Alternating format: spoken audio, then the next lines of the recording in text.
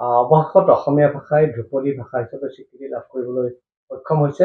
ইতিমধ্যে মুখ্যমন্ত্ৰীয়েও এই সমগ্ৰ বিষয়টো টুইট কৰিছে।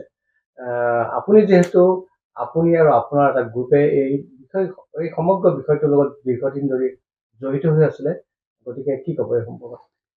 এইটো এটা অতি ভাল লগা খবৰ, যিটো ভাষাৰে প্ৰকাশ কৰিব নোৱাৰি।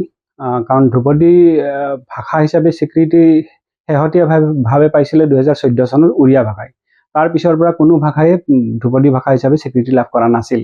আজি 2024 চনত আজি যেতিয়া অসমীয়া ভাষাই ধ্ৰুপদী ভাষা হিচাপে স্বীকৃতি লাভ কৰিলে, আৰু তাৰ সামান্য অংশীদাৰ হিচাপে মই নিজকে গৌৰৱবোধ কৰোঁ, আৰু সেইটো ভাল লগা প্ৰকাশ কৰিব পৰা নাযায়।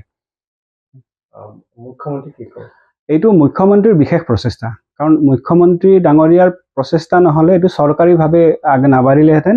আৰু এইটো গোটেই পদ্ধতিটোৱে তেনেকুৱা যে চৰকাৰীভাৱে বিষয়টো যদি আগ নবঢ়ায় তেতিয়াহ'লে কোনো পধ্যেই আগ নাবাঢ়ে।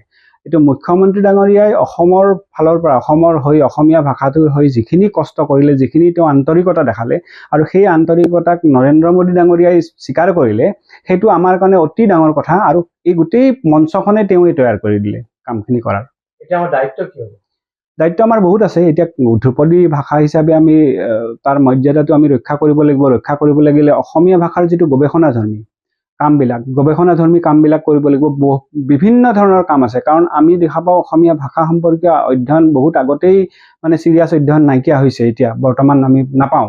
গতিকে অসমীয়া ভাষাৰ গৱেষণা আৰু প্ৰযুক্তিগত দিশত অসমীয়া ভাষাক আগবঢ়াই লৈ যোৱাৰ ক্ষেত্ৰত যিখিনি আমি কৰণীয় আছে সেইখিনি কৰিব লাগিব। আৰু অসমীয়া ভাষাই ধ্ৰুপদী স্বীকৃতি লাভ কৰা বিষয়টো আমি প্ৰত্যেক প্ৰজন্মৰ প্ৰত্যেকজন ব্যক্তিয়ে জানিব লাগিব যে ইয়াৰ গুৰুত্বটো। তেতিয়াহ'লে তেওঁলোকে আগ্ৰহী হ'ব, আৰু আগ্ৰহী হ'লে অসমীয়া ভাষাক তেওঁলোকে আঁকোৱালি ল'ব।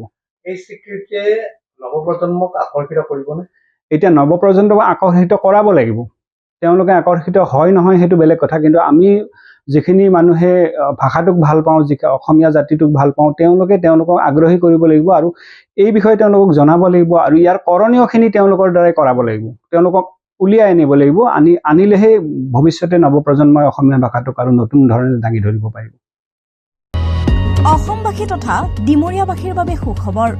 কামৰূপ মহানগৰ জিলাৰ সোণাপুৰত স্থাপন ডিমছ হাস্পতাল এণ্ড নাৰ্ছিং হোম।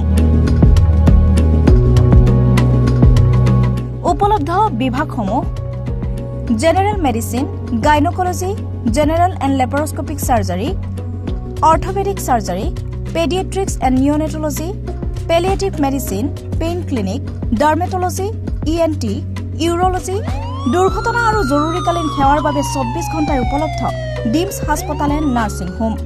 অত্যাধুনিক সা সুবিধাৰে পৰিপূৰ্ণ ডিমছ হাস্পতাল এণ্ড নাৰ্ছিং হোমত উপলব্ধ digital X-ray, 24 hours pathology, ECG, PAC clinic, 24 hours RMO doctors.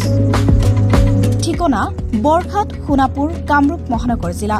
যোগাযোগৰ নম্বৰ 8009040080।